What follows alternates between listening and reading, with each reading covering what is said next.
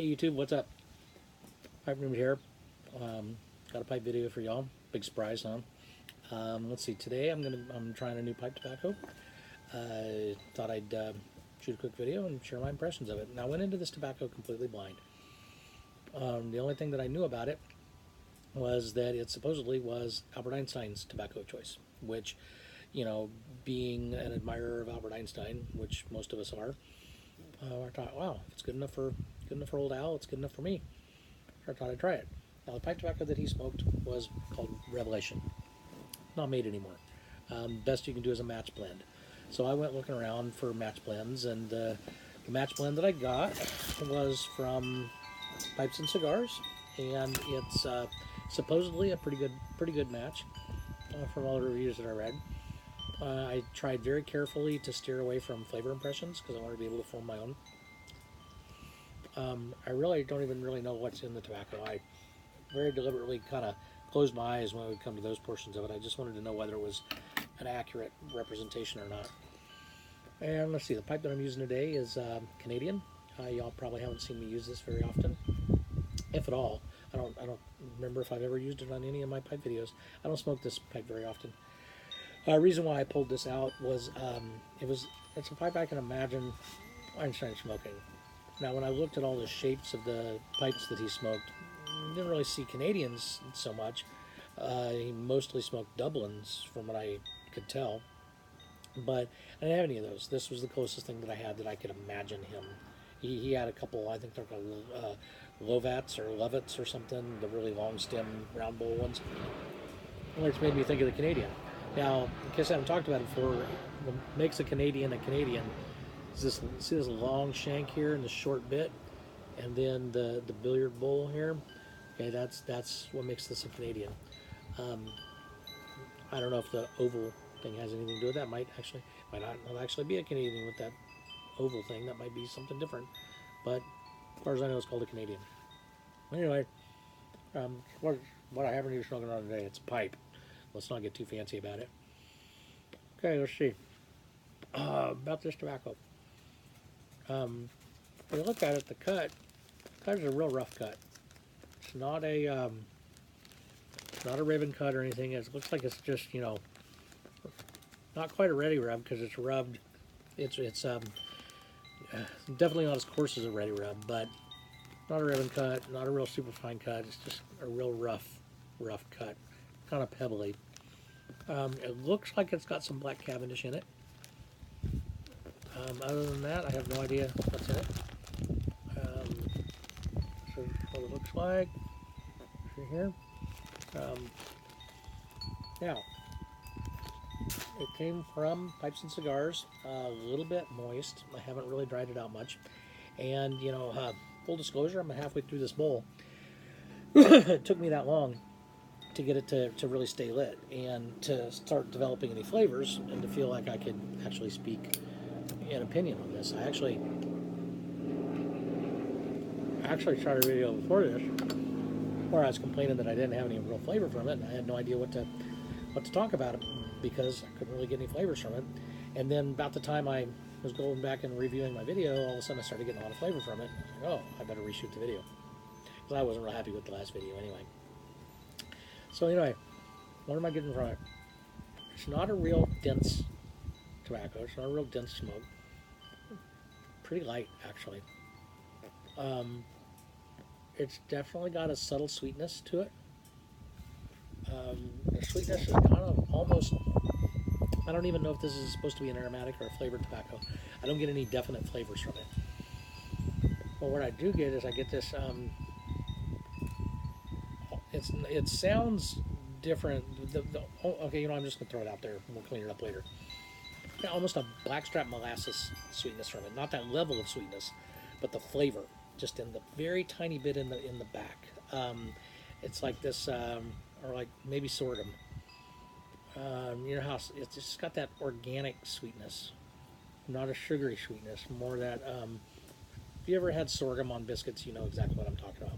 But again, it's not nearly that sweet.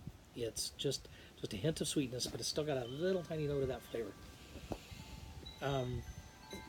Now that I'm about halfway through the bowl, it's staying lit well. It's drawing well. I kind of battled with the first half of the bowl. That's probably my fault. I should have set some out to dry, which I did not do. I'll do that next time.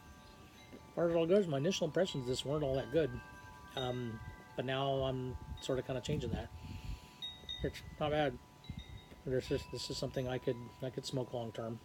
You know, I still would take Carter Hall over it, but then I'll take Carter Hall over damn near anything. You know, isn't it amazing how just a cheap drugstore tobacco like Carter Hall, that's been around forever, can still hold its own and punch above its weight with all of the fancy schmancy, you know. Most people I know like Carter Hall, and most people I know are like, yep, I've smoked Carter Hall. I like it. It's sort of a go-to for me.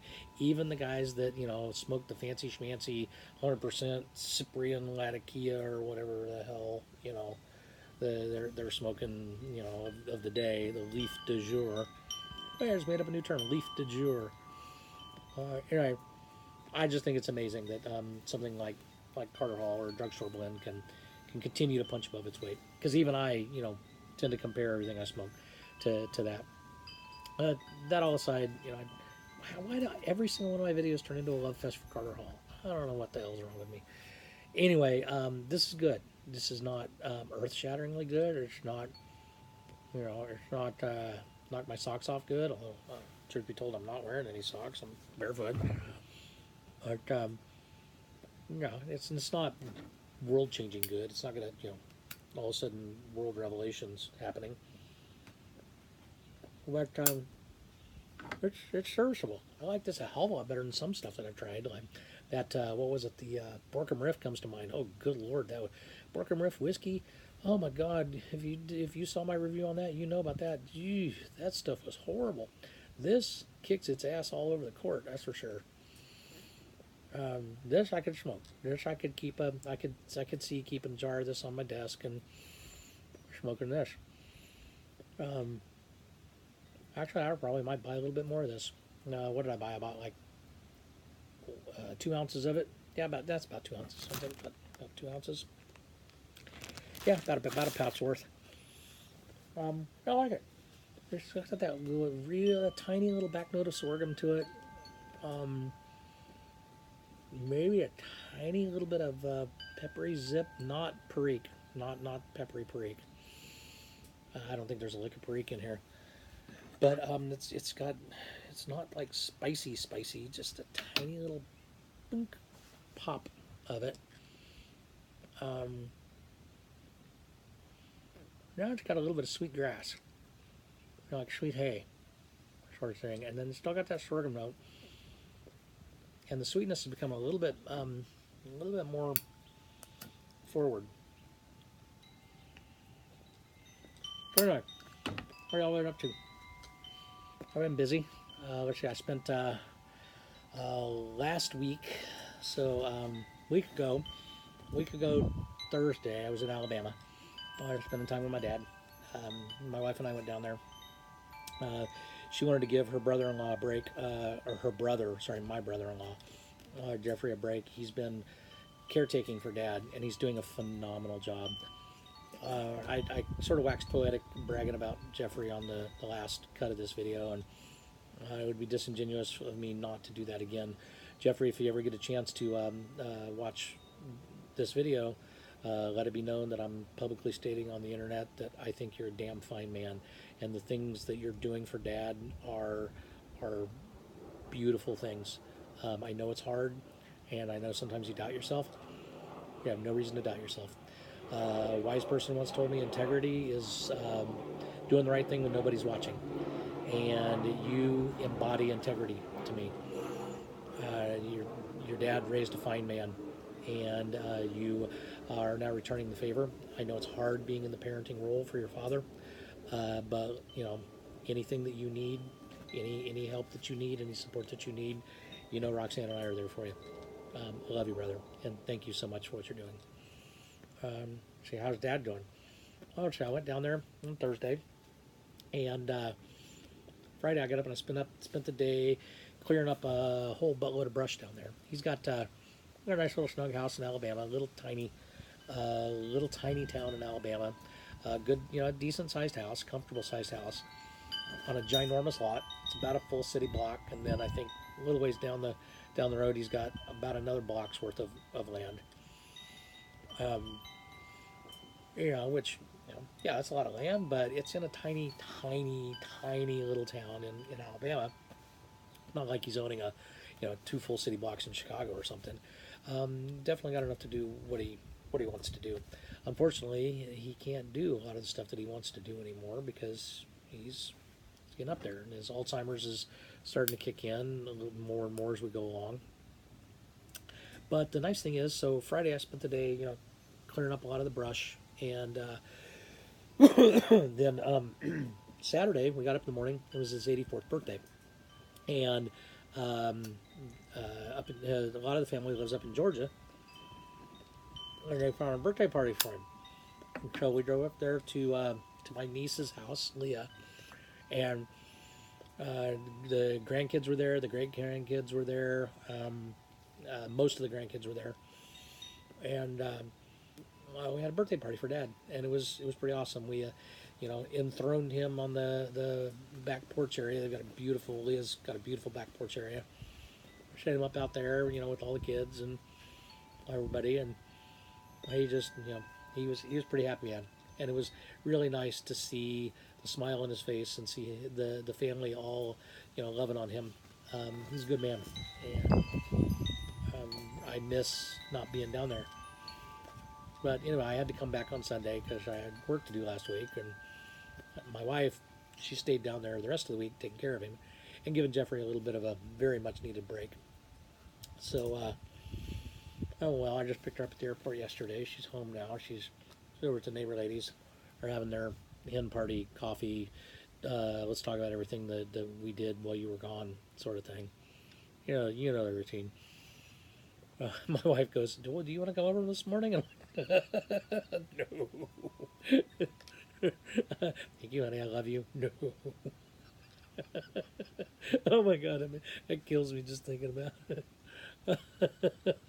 I'm sorry. Y'all got to put up a laugh, watching me laugh for a minute. I don't know why that struck my funny bone so hard, but anyway, God bless my wife. I love her so much, but sometimes she asks me the silliest questions. Um, anyway, so let's see what I've been doing. I've been sitting around. I've been working all week, going in, commuting 3 times a week for this client, and working from home the other two. It's I spend about 5 hours a day on the road commuting when I go in, and so it's a major hassle. It's only about 100 miles, but in the traffic in the Bay Area, it's about it's generally about hour and a half to 2 hours back, and 2 to 2.5 hours, or hour and a half to 2 hours there, and 2 hours to 2.5 hours back. So between 4 and 5 hours a day of my day are just shot doing that. Which, truth be told, I'm glad when I'm not doing that anymore. I really like this client. I like the client that I'm working at. I like the people an awful lot. They're really good people, and they've got some interesting problems. And I'm hoping that I'm, helping them solve some of them, or at least alleviating the burden a little bit. I think they're very good people doing a very important thing. But boy, the commuting is rough. That being said, let's see what else did I do. Cooked pretty well while my wife was gone. Normally when she leaves, I make this big show of eating crap tons of junk food, all the crap she won't let me eat while she's here, and I wasn't having it this time. I just wasn't feeling it. So I was making myself really nice dinners, and just kind of eating like a normal human being. Anyway, she's home now. It's Sunday now. We don't have a whole lot to do today, other than just kind of relax and get back into the flow of things for her. Looking forward to. I did all the grocery shopping yesterday, so we don't need to do that. Looking forward to just sitting around spending some time with her. Or so to say, breakfast tobacco again. It's good. I'd definitely give it 1.5 thumbs up. I can imagine Albert Einstein just walking along campus, billowing up clouds of smoke behind him as he's lost in thought, contemplating the universe. Pretty amazing picture. Anyway, I recommend it. Pipes and Cigars, Revelation Match. There's a couple other places that sell match, but from the reading that I did, they're not as good a match blend. I have this love-hate relationship with pipes and cigars. Um, they got a lot of good tobaccos and everything, but man, sometimes they just irritate the crap out of me. Anyway, I just got a low battery warning. I'm gonna go ahead and get off here. It's been 15 minutes anyway. That's 5 minutes longer than I normally make y'all look at my ugly mug. Why don't you tell me a little bit about how your summer's going? What you're doing? What you've been up to? What you've been smoking? Recommendations, requests, criticisms. It's all good. All right, I'll talk to y'all later. Have a great one, YouTube. Have a good day.